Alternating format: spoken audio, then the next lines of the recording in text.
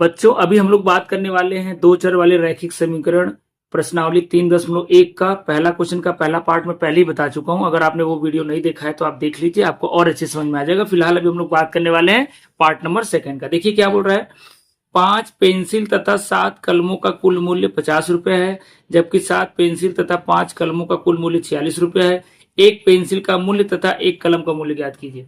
तो आपको क्या करना है, इसे ग्राफीय विधि से हल करना। ऊपर पहले बोल दिया है। तो सबसे पहले ये जो इन्फॉर्मेशन दिया हुआ है हम लोग इसको पढ़ करके क्या करते हैं, दो रैखिक समीकरण बनाते हैं और उसको ग्राफ पेपर पर दर्शाएंगे और वहीं से हमको पता चलेगा कि हमको उत्तर कैसे मिलेगा। तो चलिए हम लोग क्वेश्चन करना स्टार्ट करते हैं।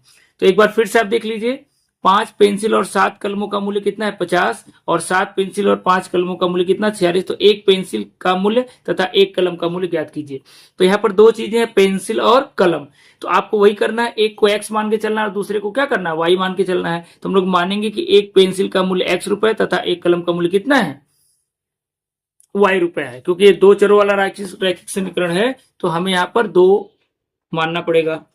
ठीक है, तो हम लोग क्या मानेंगे, माना एक पेंसिल, माना एक पेंसिल का मूल्य x रुपए तथा एक कलम का मूल्य, एक कलम का मूल्य y रुपए है। ठीक है, अब देखिए आपने एक कलम और एक पेंसिल का मूल्य मान लिया। अब यहाँ पर पहले में क्या बोल रहा है, 5 पेंसिल तथा 7 कलम का मूल्य। तो अब आप लिखोगे प्रश्नानुसार, यानी प्रश्न के अनुसार क्या हो रहा है, प्रश्नानुसार बच्चों आपका हो रहा है 5 पेंसिल और 7 कलम। तो देखो एक पेंसिल का मूल्य x रुपए है तो हमारे पास कितना पेंसिल पहले लेना है 5। तो 5 के लिए कितना हो जाएगा 5x हो जाएगा। जब एक का x है तो 5 का 5x हो जाएगा। वैसे ही हमारे पास कुल कितना पेंसिल है 7, नहीं 7 कलम है तो एक कलम का y रुपया, तो 7 कलम का कितना हो जाएगा 7y, और यही दोनों मिलाकर के टोटल मूल्य कितना है 50 रुपया। इस तरीके से बच्चों आपका ये पहला समीकरण बन गया। अब ऐसे ही हमें दूसरा समीकरण बनाना है। तो दूसरे केस में 7 पेंसिल है तो 7x हो जाएगा, फिर आपका 5 कलम है तो 5y हो जाएगा, और बराबर के दोनों मिलाकर कितने का है 46 रुपए का, तो आपका 46 रुपया हो गया। इस तरीके से देखिए आपका दो समीकरण बन गया। अब इन दोनों समीकरण को आपको ग्राफीय विधि से हल करना है। तो कैसे हल करते हैं आपको बहुत ध्यान से समझना है। तो सबसे पहले हम लोग दोनों इक्वेशन के लिए निर्देशांक निकालते हैं और वही निर्देशांक हम लोग क्या करते हैं ग्राफ पेपर के ऊपर निरूपित करते हैं, यानी रिप्रेजेंट करते हैं। तो समीकरण 1 से हम लोग स्टार्ट करते हैं। कैसे निकालते हैं ध्यान से आपको देखना है, वीडियो को बिल्कुल भी स्किप नहीं करना, नहीं तो आपको समझ में नहीं आएगा। तो समीकरण 1 से पहले समीकरण को नोट कर लेंगे, 5x धन 7y बराबर 50। अब आपको क्या करना होता है, y को पक्षांतर करके एक तरफ करना है, बाकी सबको एक तरफ करना है। तो आपको 7y यहां लिखना है, ये 50 को सेम वही लिखना है, बाकी 5x उधर जाके क्या हो जाएगा ऋण 5x। अब 7y का मान इतना है तो y का मान कितना हो जाएगा, आप इसको क्या करोगे 7 से भाग दे दोगे, ऐसे आप 7 से भाग दे दीजिए। अब क्या करना है, आपको x का ऐसा मान रखना है कि इसको हल करने के बाद कोशिश करो कि वो 7 से कट जाए, यानी x का मान रखो 5 में गुणा करो, 50 से घटाओ, जो उत्तर है वो 7 से कट जाए। वैसे नहीं भी कटेगा तो काम चल जाएगा, लेकिन अगर आप पूर्णांक संख्या निकालते हो तो आपको ग्राफ पेपर पर दर्शाने में बहुत आसानी होती है। तो आप ऐसा मान सोच सकते हो, क्योंकि दो निर्देशांक भी अगर आप निकाल लिए तो आपका काम हो जाएगा। अगर मान लीजिए यहाँ पर मैं क्या रखूं, आपको देखिए खोजना पड़ेगा, मैं 1 रखूं 2 रखूं ऋण 1 रखूं ऋण 2 रखूं, इस तरीके से आपको खोजना पड़ेगा। चलो मान लेते हैं कि यदि आप 3 रखते हो तो क्या मिलेगा, देखिए 50 ऋण 5 दिया 15 और बटा 7, 50 में से 15 घटाओगे 35 आएगा, और 35 बटा 7 करोगे तो 7 बचे 35, यानी जब x का मान आपने 3 रखा तो y का मान हमारा क्या आ गया 5 आ गया। ऐसे करके कम से कम आपको 2 बिंदु निकालने हैं। ठीक है, 2 तो कम से कम होना चाहिए, बाकी ज्यादा ज्यादा आप 3-4 भी निकाल सकते हो, उसमें कोई दिक्कत वाली बात नहीं है। तो बच्चों यहाँ पर अगर मैं x का मान ऋण 4 रख दूं तो y बराबर क्या हो जाएगा 50। ठीक है, यहाँ पर देखिए 50 ऋण 5 गुणे x की जगह ऋण 4 बटा 7। अब देखिए हल करने के बाद हमें क्या मिलेगा, 50 और ऋण गुणे ऋण क्या हो जाएगा धन 5 चौको 20 और बटा 7। अब 50 में अगर हम 20 जोड़ते हैं तो 70 बटा 7, उत्तर आपका आ जाएगा 10। आपको देखिए मान ऐसा रखना है कि मान बहुत बड़ा भी ना हो और दशमलव में भी ना आए। दशमलव में आएगा तभी कोई दिक्कत नहीं है, लेकिन आपको जब ग्राफ पेपर पर दर्शाना होगा बच्चों तो वहां पर प्रॉब्लम हो सकता है। इसीलिए हम लोग कोशिश यही करते हैं कि दशमलव में उत्तर नहीं आए, क्योंकि आपको भी मैं ग्राफ पेपर पर बना करके भी दिखाऊंगा कि इन सभी निर्देशांकों को कैसे दर्शाते हैं। तो कम से कम 2 बिंदु आपको निकालना है। 2 बिंदु हमारा निकल गया, ज्यादा ज्यादा आप और भी निकाल सकते हो अगर आपके पास समय रहेगा तो। इस तरीके से मैं बॉक्स में बना लेता हूँ। यहाँ पर मैं लिखता हूँ x और यहाँ पर लिखता हूँ y। अगर x का मान जब मैंने 3 रखा था तो भाई y का मान कितना आया था, 5 आया था। और जब x का मान हम लोग ऋण 4 रख रहे हैं तो y का मान कितना आ रहा है, 10 आ रहा है। तो हमारे यहाँ जो निर्देशांक बनेंगे बच्चों वो क्या बनेगा, हमारा जो निर्देशांक या इसी को आप बिंदु भी बोल सकते हो, 3,5 और एक ऋण 4,10। इस तरीके से देखिए 2 बिंदु हमारा आ गया। अब हम लोग सेम यही काम रिपीट करेंगे दूसरे समीकरण के साथ, ठीक है। तो दूसरा हमारा जो समीकरण है वो ध्यान से आप देखेंगे वो क्या है, समीकरण 2 से अगर 2 से अगर हम लोग करें तो हमारे पास समीकरण है 7x धन 5y बराबर 46। फिर से वही y वाले पद को आपको एक तरफ करना है, बाकी सबको एक तरफ, तो हो जाएगा 40 माइनस 7x। तो y का मान कितना आ जाएगा, 40 ऋण 7x बटा 5। 5 इधर गुणे उधर आकर के भागे हो जाएगा। अब फिर से वही आपको मान रखते जाना है। अगर x का मान इस बार मैं क्या रख दूं, अगर x का मान मान लीजिए अगर मैं 3 रख लेता हूं, कितना रख देता हूं, 3। अगर मैं 3 रखूं तो क्या हमको मिलेगा, अच्छा सॉरी ये 46 आपका है, मैं यहाँ समीकरण थोड़ा गलत लिख दिया, ये आपका 46 होगा और ये 46 होगा, क्वेश्चन में 46 दिया हुआ है, ठीक। अगर मैं x का मान यहाँ पर रख देता हूँ, चलिए 3 में रख देता हूँ, कितना रख देता हूँ, 3। तो y देखिए क्या मिलेगा, 46 ऋण 7 गुणे 3 बटा 5। 46 ऋण 7 त्रिका 21 बटा 5, घटा दो, 6 में से 1 जाएगा 5 और 2 25 बटा 5, और 5 को 5 से भाग दोगे तो 5 पचे 25, यानी y का मान कितना आ गया, 5। यानी जब x का मान हमने 3 रखा तो y का मान कितना आ गया, 5 आ गया। अब आगे बात करते हैं, वैसे ही एक मान और रखते हैं, कम से कम 2 चाहिए।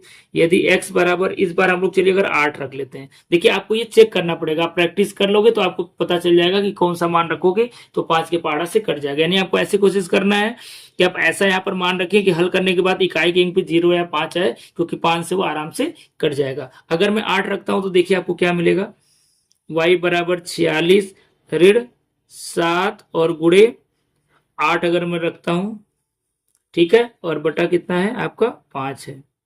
तो यहाँ 46 और ऋण 7 बटे 56 और बटा 5।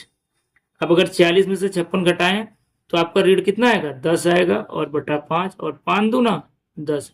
यानी जब x का मान हमने रखा कितना 8, तो y का हमारा मान क्या गया, ऋण 2। इस तरीके से आप यहाँ पर भी एक बॉक्स बना लीजिएगा, जैसे अभी हम लोग पहले इक्वेशन के साथ किए थे, ताकि हम लोग यहाँ पर निर्देशांक लिख सकते हैं। ये आपका x हो गया, आपका y हो गया।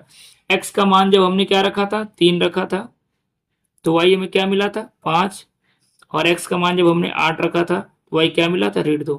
तो हमारे जो निर्देशांक हो जाएंगे x, y, ठीक है, लिखते हैं हमेशा, तो 3,5 और 8, ऋण 2। तो इन बिंदुओं को अब ग्राफ पेपर पर कैसे दर्शाना, ये बहुत इंपॉर्टेंट पॉइंट है। यहाँ पर आपको अच्छे से वीडियो को देखना है। अगर आपको प्रॉब्लम हो तो आप वीडियो को आगे पीछे करके भी पॉज करके अच्छे से ग्राफ को समझना है। तो चलिए मैं ग्राफ पेपर लेता हूं, अब इन सभी बिंदुओं को दर्शाता हूं वहां पर। तो बच्चों देखिए इस तरीके का कुछ ग्राफ पेपर होता है, ये आपको ले लेना है और इस पे आपको दर्शाना है।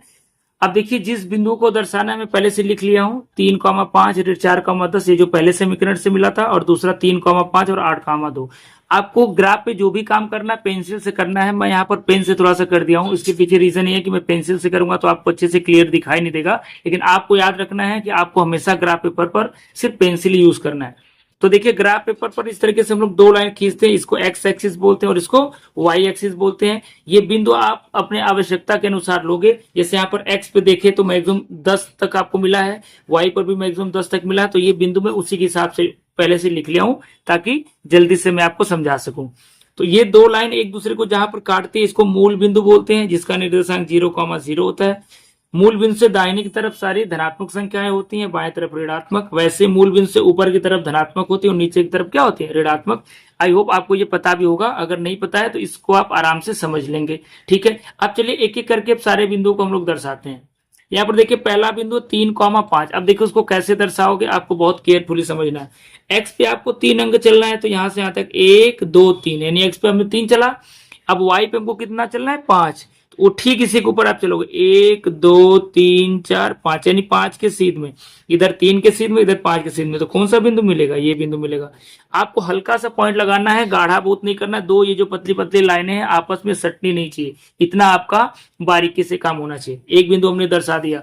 दूसरी बिंदु देखिए क्या है, ऋण 4,10। तो एक्स पे हमको ऋण 4 चलना है और वाई पे 10 चलना है। तो बाएं साइड आ जाइए, क्योंकि ऋणात्मक संख्या बाएं साइड होता है। यहां से यहां तक 1 2 3 4, ऋण 4 दिख रहा है। अब फिर धन 10 है, धन 10 है तो ऊपर चलेंगे 10 के ठीक सीध में। तो देखिए यहाँ पर आपको 10 दिख रहा है और यहाँ पर आपका ये ऋण 4 दिख रहा है, तो इसको आप मिलान करोगे तो आपका ये वाला बिंदु आएगा। तो एक बिंदु आपका यहाँ मिला और एक बिंदु यहाँ मिला, दो बिंदु मिल गए। अब आपको क्या करना है, स्केल रखना है बच्चों और इन दोनों बिंदुओं को आपस में मिला देना है। तो चलिए इन दोनों बिंदुओं को मैं आपस में मिला देता हूं। बहुत केयरफुली ध्यान से अच्छे से आपको मिलाना है। ये आपका स्ट्रेट लाइन बन गया। तो पहले इक्वेशन के लिए हमारा जो है वो लाइन बन गया। अब दूसरे इक्वेशन के लिए अगर हम लोग देखें तो कौन कौन से बिंदु है, दूसरे में भी 3,5 कॉमन है, तो एक्स पे 3 वाई पे 5, तो एक तो यही आपका बिंदु रहेगा, यानी दूसरे के लिए भी सेम रहेगा। एक 8,2 है, वो भी ऋण 2 है। आप ध्यान से देखेंगे यहाँ पर 8 आपको कहाँ मिलेगा, दाहिने में यहाँ पर मिलेगा। और ऋण 2, वाई का मान ऋण 2 है तो धन होता है तो ऊपर जाते हैं, ऋण के लिए नीचे जाते हैं, तो आपका यहाँ पर पॉइंट मिलेगा। एक पॉइंट ये मिलेगा और एक पॉइंट ये मिलेगा। अब फिर हम लोग क्या करेंगे, स्केल रख के इन दोनों पॉइंट को आपस में मिला देते हैं। इन दोनों पॉइंट को आपस में हम लोग क्या कर देंगे, मिला देंगे। ठीक है, अब इसके बाद ये जो आपने निर्देशांक लिखा है इसको आपको बेटा नोट भी करना है। कैसे आप नोट करोगे, आपका ये वाला बिंदु कौन सा है, 8 ऋण, तो ध्यान रखना है कि आपको पेंसिल से लिखना है। ठीक है, ये बिंदु आपका कौन सा है, 3,5 था, ये जो दोनों एक दूसरे को काट रहा है। और ये वाला बिंदु कितना था, ऋण 4,10 था। आप दो से ज्यादा भी बिंदु लेंगे तो सभी को मिलाएंगे तो सारे बिंदु एक ही लाइन में मिलेंगे, यानी एक ही रेखा, सीधी रेखा में आपको मिलेंगे। कभी भी ये इधर उधर नहीं जाता, क्योंकि रैखिक समीकरण में हमेशा ग्राफ एक सीधी रेखा ही मिलती है। इस बात को आपको ध्यान रखना है।